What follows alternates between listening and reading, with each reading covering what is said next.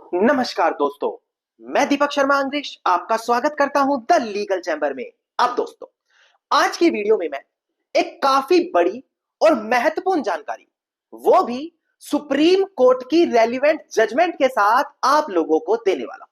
अब देखिए दोस्तों, जब कभी भी किसी प्रॉपर्टी पर अधिकार पाने की बात आती है तो एक व्यक्ति अपनी प्रॉपर्टी पर रजिस्ट्री जरूर कराता है, यानी कि कोई ना कोई रजिस्टर्ड दस्तावेज जरूर बनाता है ताकि वह उस पर पूरे तरीके से अधिकार पा ले उस रजिस्टर्ड दस्तावेज के माध्यम से।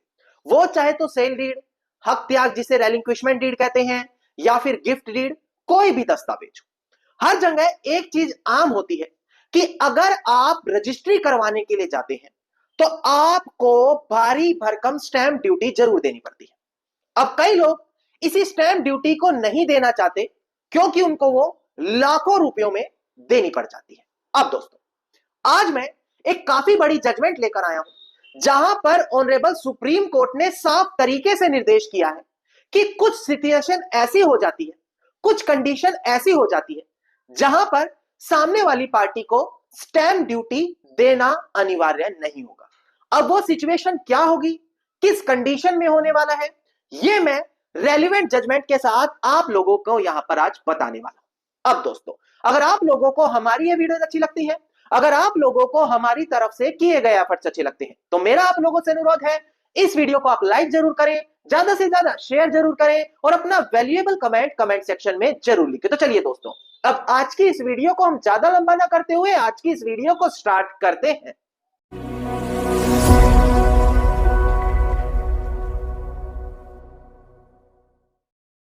अब दोस्तों, सबसे पहले हम वीडियो की स्टार्टिंग में यहां पर बात करते हैं इंडियन स्टैंप एक्ट के बारे में। देखिए दोस्तों, जब भी कभी आप कोई ऐसा जरूरी काम करते हैं जैसे किसी प्रॉपर्टी को आगे कन्वेंस करना, जैसे कि सेक्शन 3 इंडियन स्टैंप एक्ट बताता है, तो वहां पर आपको कुछ ना कुछ स्टैंप ड्यूटी जरूर देनी पड़ती है और यह चीज हर व्यक्ति के लिए कंपलसरी होती है। अब एक व्यक्ति जो पहले ही अपनी जीवन भर की कमाई उस प्रॉपर्टी को खरीदने में लगा चुका है, वो कैसे वहां पर इतनी भारी भरकम स्टैंप ड्यूटी दे। पर यहां पर सुप्रीम कोर्ट ने साफ बता दिया है कि अगर एक ऐसी प्रॉपर्टी है जिस पर आपका पहले से ही राइट है, उसको बोला जाता है प्री एग्जिस्टिंग राइट, और उस प्रॉपर्टी पर आप कोर्ट से कोई डिग्री लेते हैं, चाहे कॉम्प्रोमाइज डिग्री ही क्यों ना ले ली हो, वहां पर आपको स्टैंप ड्यूटी देना अनिवार्य नहीं होगा।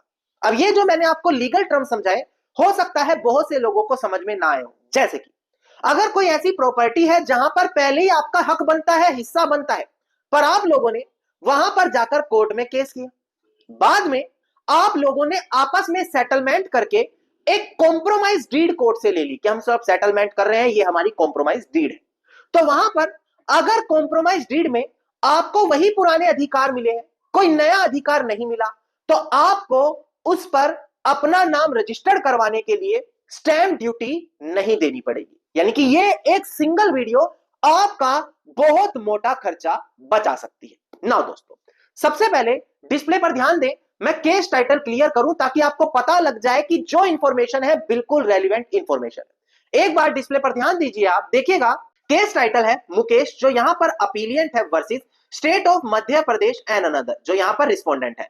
इसका सिविल अपील नंबर है 14808 ऑफ 2024 और डेट ऑफ जजमेंट है इसकी 20 दिसंबर साल 2024। तो इससे आप अंदाजा लगा ही सकते हैं कि बिल्कुल लेटेस्ट जजमेंट मैं आप लोगों के लिए यहां पर लेकर आया हूं ना। दोस्तों, प्रेजेंट केस में क्या होता है, एक व्यक्ति कोर्ट में जाकर दावा डालता है, वो डिक्लेरेशन सूट का दावा डालता है और यह कहता है कि मेरा प्रॉपर्टी पर यहां पर एक राइट बनता है, वो राइट मेरे फेवर में डिक्लेयर किया जाए ना।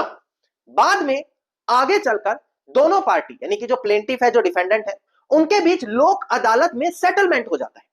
अब वो सेटलमेंट होने के बाद वो आपस में कॉम्प्रोमाइज बनाकर कॉम्प्रोमाइज डिग्री तैयार करते हैं और कोर्ट से जाकर उस पर एक्सेप्टेशन करवा लेते हैं ना। दोस्तों, यहां पर बात आती है, अब जब वो व्यक्ति उस कॉम्प्रोमाइज डिग्री को लेकर तहसीलदार के सामने पहुंचते हैं कि मेरा नाम यहां पर चढ़ाया जाए, तो उन्होंने ये मैटर आगे जो कलेक्टर ऑफ रेवेन्यू स्टैंप होते हैं उनके पास भेज दिया कि क्या ऐसी कॉम्प्रोमाइज डिग्री पर कोई स्टैंप ड्यूटी लगेगी या फिर नहीं लगेगी। वहां पर जो हमारे कलेक्टर थे उन्होंने यह निर्णय लिया कि यहां पर भले कोर्ट से डिक्री ही क्यों ना हुई हो, उनको स्टैंप ड्यूटी देनी ही पड़ेगी। नो, कलेक्टर के इस फैसले से यहां पर ऑनरेबल हाई कोर्ट का दरवाजा खटखटाया गया। ऑनरेबल हाई कोर्ट ने भी जो हमारे कलेक्टर साहब थे उनका फैसला बिल्कुल ठीक ठहराया। ना, वो व्यक्ति अब आगे अपील होकर ऑनरेबल सुप्रीम कोर्ट के सामने आया। उसका कहना है कि यहां पर मेरा तो पहले से ही एग्जिस्टिंग राइट प्रॉपर्टी पर था, कोई नई चीज हमने इसमें डिक्लेयर नहीं कराई, तो क्यों उस राइट को नाम चढ़वाने के लिए, जबकि यहां पर कोई नया राइट मुझे नहीं मिला। सेक्शन 3 जो इंडियन स्टैंप एक्ट है वो कन्वेंस के बारे में बात करता है। कन्वेंस मतलब जब कोई चीज ट्रांसफर होके में मिली। जब ऐसी कोई चीज मुझे मिली नहीं, मेरा पहले से वहां पर राइट बनता था, तो उसके लिए मुझे क्यों स्टैंप ड्यूटी देनी पड़ेगी। और वो स्टैंप ड्यूटी भी लगभग 6-7 लाख रुपए थी। अब यहां पर यह चीज ऑनरेबल सुप्रीम कोर्ट के सामने है, तो ऑनरेबल सुप्रीम कोर्ट ने काफी ज्यादा इंटरप्रिटेशन जो प्रोविजन है यानी कि प्रावधान है उनकी, यहां पर सेक्शन 3 इंडियन स्टैंप एक्ट को देखा गया, आर्टिकल 22 किसका, schedule 1 of Indian stamp act उसको देखा गया। यह देखा गया कि यह जो कॉम्प्रोमाइज डिग्री है क्या हमारे इस शेड्यूल में आती है। अगर वो इस शेड्यूल में आएगी स्टैंप एक्ट के, तो क्या वहां पर हमें स्टैंप ड्यूटी देनी पड़ेगी या फिर नहीं। अब यहां पर ध्यान दें, ऑनरेबल सुप्रीम कोर्ट ने सेक्शन 17 का रेफरेंस दिया। ऑनरेबल सुप्रीम कोर्ट ने बताया कि ये 3 पॉइंट प्रमाणित करने पड़ते हैं। अगर ये तीनों पॉइंट आपके पक्ष में है तो आपको स्टैंप ड्यूटी नहीं देनी पड़ेगी उस कॉम्प्रोमाइज डिग्री के लिए जहां पर ऑलरेडी प्री एग्जिस्टिंग राइट है। एक बार डिस्प्ले पर ध्यान दें, मैं तीनों पॉइंट आपको बिल्कुल सरल भाषा में एक्सप्लेन कर दूं। देखिएगा डिस्प्ले पर, देखिए यहां पर ऑनरेबल सुप्रीम कोर्ट ने सेक्शन 17 क्लोज टू 6 का रेफरेंस दिया और 3 पॉइंट बताए। पहला बताया कि जो कॉम्प्रोमाइज डिग्री बनवाई गई है, मतलब कोर्ट में कॉम्प्रोमाइज किया है, वो प्रॉपर तरीके से होना चाहिए, बिना किसी कोल्यूजन के, मतलब बिना किसी गड़बड़ी के लीगल प्रोविजंस को फॉलो करते हुए कॉम्प्रोमाइज सेटलमेंट होना चाहिए। सेकंड पॉइंट बताया गया कि जो कॉम्प्रोमाइज डिग्री है वो उसी प्रॉपर्टी की होनी चाहिए जो कोर्ट में केस चल रहा हो, उसके अंदर कोई भी नई प्रॉपर्टी जो केस के अंदर इन्वॉल्व नहीं थी वो नहीं होनी चाहिए। तीसरी चीज, और जो वो पार्टी है क्लेम कर रही है उनका वहां पर प्री एग्जिस्टिंग राइट उस प्रॉपर्टी पर होना चाहिए, मतलब कि पहले से ही उस विवादित जमीन पर उनका कोई अधिकार जरूर बनता हो। ऐसा ना हो कि बिल्कुल नया अधिकारी उनको कॉम्प्रोमाइज डिग्री में दे दिया हो, जैसे कि 2 लोगों का केस चल रहा है, आपस में उन्होंने सेटलमेंट करके पुराने मालिक की जगह नए मालिक के फेवर में कॉम्प्रोमाइज डिग्री बना दी। अब यहां पर पुराने मालिक को नहीं बल्कि नए मालिक को मिल रही है, मतलब एक नया अधिकार बन रहा है, तो वहां पर आपको स्टैंप ड्यूटी देनी पड़ेगी। पर अगर ऐसा नहीं है, पहले से ही राइट था, कॉम्प्रोमाइज डिग्री में कोई नया राइट नहीं बनाया गया, तो वहां पर ये हमारा सेक्शन 17 में फॉल होगा, ये तीनों पॉइंट उसमें कवर अप हो जाएंगे और वहां पर स्टैंप ड्यूटी नहीं देनी पड़ेगी दोस्तों। ना, ऑनरेबल सुप्रीम कोर्ट ने भी यहां पर यही कहा कि ये जो कंडीशन है, जो ये कॉम्प्रोमाइज डिग्री बनी है लोक अदालत के फैसले के बाद, तो यहां पर कोई नया राइट प्लेंटिफ के फेवर में नहीं आया। पहले से ही जो उसके पक्ष में प्री एग्जिस्टिंग राइट थे उन्हीं को कॉम्प्रोमाइज डिग्री के माध्यम से लिया गया है। और यहां पर हाई कोर्ट ने एरर किया है कलेक्टर के फैसले को सही बताते हुए कि यहां पर प्लेंटिफ को क्या करना पड़ेगा, स्टैंप ड्यूटी देनी पड़ेगी। आखिरी में इस अपील को एक्सेप्ट किया गया और यही निर्णय लिया गया कि यहां पर किसी भी प्रकार की स्टैंप ड्यूटी नहीं दी जाएगी अगर कॉम्प्रोमाइज डिग्री के अंदर प्री एग्जिस्टिंग राइट अवेलेबल है।